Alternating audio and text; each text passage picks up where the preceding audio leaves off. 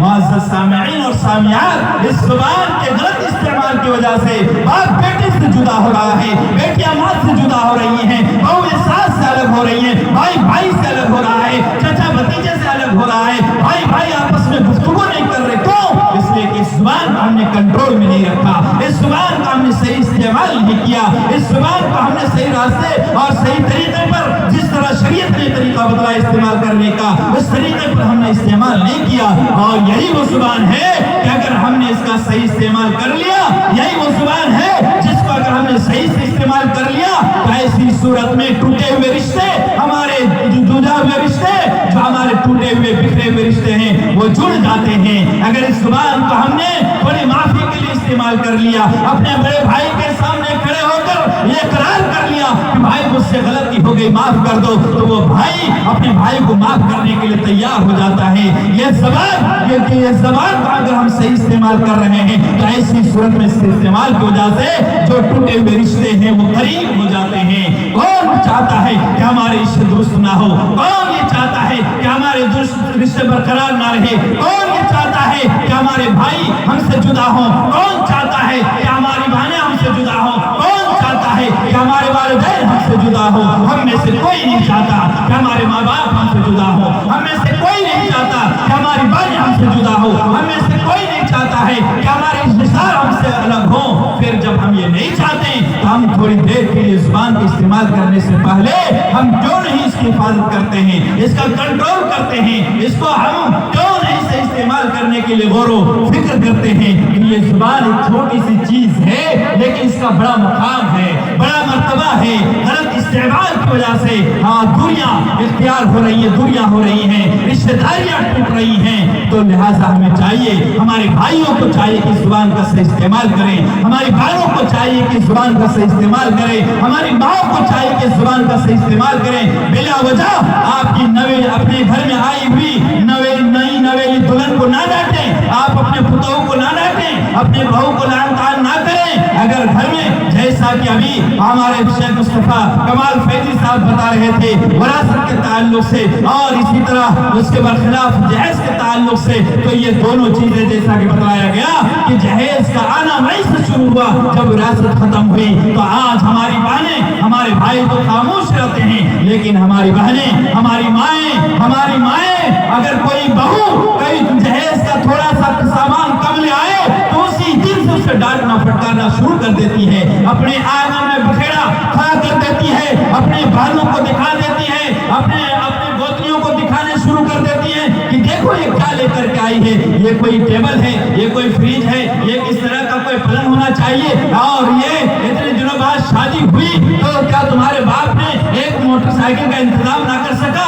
وغیرہ وغیرہ۔ یہ ساری چیزیں ہماری ساس استعمال کر کے اپنے گھر میں قدم رکھنے والی سب سے پہلے دلہن کو ہی وہ اسی دن سے ہی ناراض اور ڈالا کر دیتی ہے، اپنے خلاف نفرت میں ڈال دیتی ہے۔ جہاں بہویں ذمہ دار ہیں، جہاں دلہن ذمہ دار ہے اپنی ساس سے دور ہونے کے لیے، جہاں دلہن کی غلطیاں ہیں وہیں پر ہماری ماں کی بھی غلطیاں ہیں، وہیں پر ہماری ساسوں کی بھی غلطیاں ہیں، وہیں پر ہماری بہنوں کی بھی غلطیاں ہیں کہ وہ آنے والی دلہن کا صحیح استقبال نہ کر کے، ان کے قدم کو صحیح طریقے سے نہ رکھ کر کے، غلط استعمال کر کے، غلط الفاظ اپنی زبان سے نکال کر غلط شبدوں کا استعمال کرنے کی وجہ سے انہیں اسی دل سے نفرت دلا دیتی ہیں، اپنے دل سے انہیں دور کر دیتی ہیں، ان کو گھر سے دور رکھنے کے ذرائع اور اسباب کو کھڑا کر دیتی ہیں۔ تو لہٰذا ضرورت اس بات کی ہے کہ جو خاتون، جو عورت جس طرح ایک دن آپ اپنے ماں باپ کو چھوڑ کر کے اپنے شوہر کے گھر آئی تھی، میری مائیں جس طرح آپ اپنے بھائی اور بہنوں کو چھوڑ کر، اپنے رشتہ داروں کو چھوڑ کر، اپنے چچا چاچیوں کو چھوڑ کر، اپنے عزیز و اقارب کو چھوڑ کر جس طرح ایک دن آپ اپنے شوہر کے گھر آئی تھی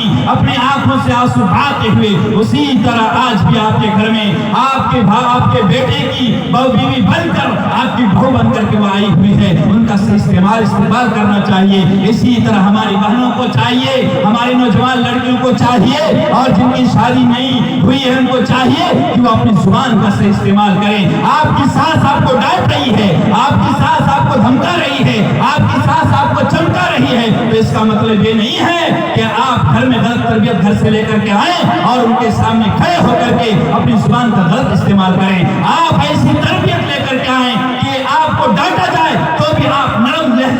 گفتگو کیا جائے. اگر آپ نے اچھے لہجے کا استعمال کیا, میری بہنوں نے اچھا استعمال کیا, میرے بھائیوں نے اپنی زبان کا صحیح استعمال کیا, تو رسول اللہ صلی اللہ علیہ وسلم نے جنت میں لے جانے کی ضمانت دی ہے. رسول پاک صلی اللہ علیہ وسلم فرماتے ہیں من یضمن لما بین لحییہ وما بین رجلیہ اضمن لہ الجنہ. جو مجھے اپنی زبان کی حفاظت کی ضمانت دیتا ہے, گارنٹی لیتا ہے, میں اسے جنت میں لے جانے کی ضمانت دیتا ہوں. اتنا ہی نہیں, رسول اللہ صلی اللہ علیہ وسلم نے فرمایا ایک دوسری حدیث میں من وقع اللہ شر ما بین لحییہ وما بین رجلیہ دخل الجنہ. جس شخص کو اللہ رب العالمین نے زبان کے شر سے بچا لیا, شرمگاہ کے شر سے بچا لیا, برائی سے بچا لیا, تو اللہ رب العالمین اسے جنت میں داخلہ کرتا ہے. دخل الجنہ, ایسا شخص جنت میں داخل ہوتا ہے.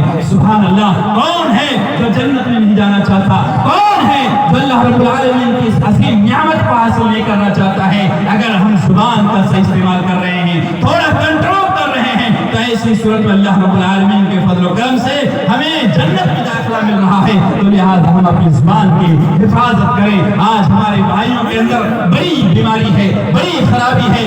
ایک بات سنتے ہیں اور 10 باتیں اس میں نمک مرچ لگا کر چوک چوراہوں میں بیان کر دیتے ہیں.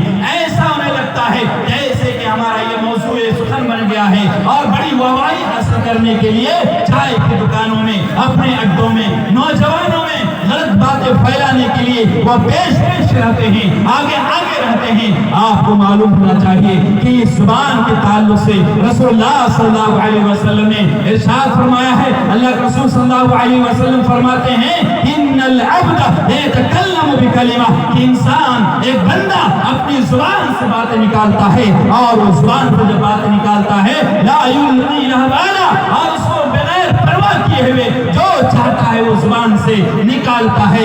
کبھی کبھار وہ اپنی زبان سے ایسی بات نکالتا ہے کہ جیسے اللہ رب العالمین راضی ہوتا ہے, تو اس راضی ہونے کی وجہ سے اللہ رب العالمین کے یہاں اسے جنت میں داخلہ حاصل ہوگا. اور کبھی کبھار ایسا ہوتا ہے کہ وہ زبان کا استعمال کرتا ہے, اسے پرواہ نہیں ہے کہ میں کیا بول رہا ہوں, لا یلقی لها بالا, اسے کوئی پرواہ نہیں ہوتی ہے, اور وہ اپنی زبان سے اللہ رب العالمین کی نافرمانی والے کلمات نکالتا ہے, شرکیہ جملے نکالتا ہے, اللہ رب العالمین کو ناراض کرنے والے جملے نکالتا ہے, جس کی وجہ سے وہ جہنم میں داخل ہوتا ہے, جہنم میں جاتا ہے. تو لہذا ہمیں چاہیے کہ زبان کا صحیح استعمال کریں. اس تعلق سے بہت ساری باتیں اپنی حدیثیں سنی ہوں گی. یہاں پر میں نے اس بات کو رکھ کر یہ سمجھانے کی کوشش کی ہے کہ ہم جو بھول بیٹھے ہیں, اور ہر مجلس میں غیبت, چغلیاں, برائیاں, خرابیاں, مکر و فریب والی باتیں, کاروبار میں دھوکہ, اس زبان سے ہی یہ ساری بیماریاں آتی ہیں. چاہے وہ تجارت ہو, کاروبار میں جھوٹ ہو, مکر و فریب والی بات ہو, غیبت ہو, چغلی ہو, یہ ساری چیزیں اسی زبان سے ہی نکلتی ہیں. اور اگر ہم نے زبان کو کنٹرول نہیں کیا تو ایسی صورت میں ہمیں یہ زبان جہنم کی طرف لے کر کے چلی جاتی ہے. لہذا ہمیں چاہیے کہ زبان کی حفاظت کریں. اللہ کے رسول صلی اللہ علیہ وسلم کی حدیث ہے, ایک چھوٹی سی حدیث بیان کر کے میں اپنی بات کو ختم کروں گا, اس لیے کہ وقت ختم ہو چکا ہے. اللہ کے رسول صلی اللہ علیہ وسلم فرماتے ہیں من کان یؤمن باللہ والیوم الآخر فلیقل خیرا او لیصمت, کہ جو اللہ رب العالمین پر ایمان رکھتا ہے اور یوم آخر پر ایمان رکھتا ہے. سبحان اللہ, کتنی بڑی بات کہی گئی ہے. جو اللہ پر یوم آخر پر ایمان رکھتا ہے, یعنی مومن جو ہے, مسلمان جو ہے, کلمہ جو ہے, اس کے تعلق سے بڑا پیغام دیا گیا ہے کہ جو مومن ہے, مسلمان ہے, فلیقل خیرا, چاہیے کہ وہ اچھی بات کہے, اور لیصمت, یا تو وہ خاموش رہے, وہ خاموش رہے. کیوں؟ اس لیے کہ خاموشی میں نجات ہے. اور روز قیامت جب حساب کتاب کا دن ہوگا, اس وقت ہم تمام چیزوں کے بارے میں سوال کیا جائے گا. ان السمع والبصر والفؤاد كل اولئک کان عنہ مسئولا, ان تمام چیزوں کے بارے میں سوال کیا جائے گا. اسی وجہ سے اللہ رب العالمین نے قرآن مجید کے اندر کہا ہے کہ تم وہ باتیں نہ کرو جو تمہارے پاس علم نہ ہو, تمہارے پاس جس کی جانکاری نہ ہو, اس کو تم علم میں, جو تمہارے علم میں نہ ہو, لوگوں کے اندر بیان نہ کریں.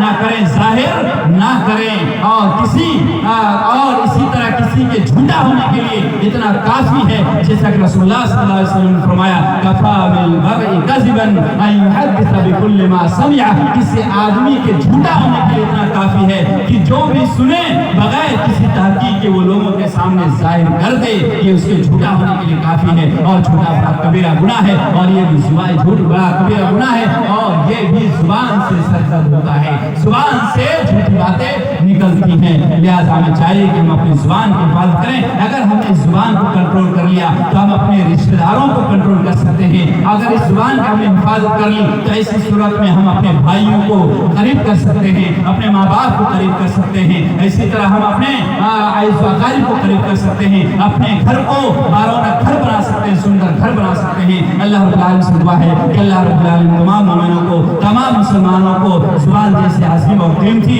نعمت سے استعمال کرنے کی توفیق عطا فرمائے۔ آمین وآخر دعوانا الحمدللہ رب العالمین، والسلام علیکم ورحمۃ اللہ وبرکاتہ۔